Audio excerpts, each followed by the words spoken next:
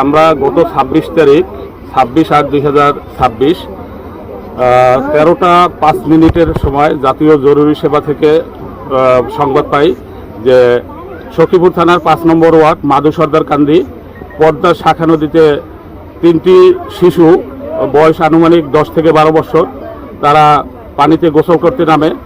তো সেই মুহূর্তে মানে পা পিছলে একটি মেয়ে নিখোঁজ হয় এবং 2 জনকে এখানের স্থানীয় যারা আশপাশে ছিল তারা উদ্ধার করে।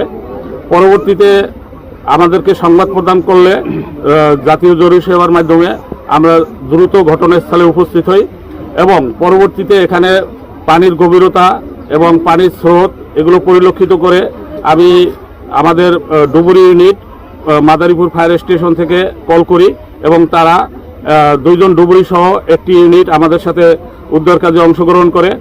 আমরা 26 তারিখ সন্ধ্যা নাগাদ আমরা উদ্ধার কার্যক্রম এবং ডুবুরির কাজ পরিচালনা করি।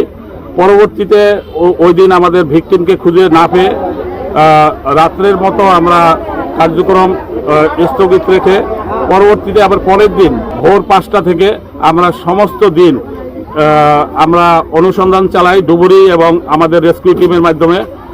আমরা এই শাখা নদীতে উভয় দিকে আমরা প্রায় 10 কিলোমিটার আমরা আমাদের ট্রলার যোগে এবং ডুবুরির মাধ্যমে আমরা অনুসন্ধান কার্যক্রম পরিচালনা করি। গতকালকেও আমরা এই ভিকটিমকে খুঁজে না পেয়ে আমরা কার্যক্রম আবার সাময়িকভাবে স্থগিত করি, যেহেতু রাত্রে আমাদের যে ডুবুরির কার্যক্রমটা বন্ধ থাকে।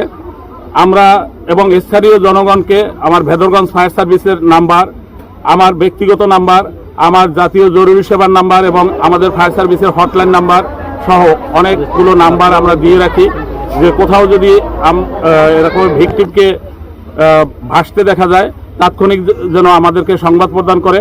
তো আজকে আমরা 4টার দিকে আমরা সংবাদ পাই যে ভিকটিম কোনো এক স্থানে ভেসে উঠেছে। সংবাদ পাওয়ার সাথে সাথে আমার টিম সহ আমরা ঘটনাস্থলে উপস্থিত হই এবং ভিকটিমকে ভাসমান অবস্থায় উদ্ধার করে যাবৎ খোঁজাখুঁজি করতেছি। গতকাল ইউনিট তারা অন্যান্য কর্মকাজের কারণে অফ করে রাখছিল। আজকে আমরা গ্রামীণ মানুষের সহযোগিতায় এক জায়গায় একটা সন্ধান পাই।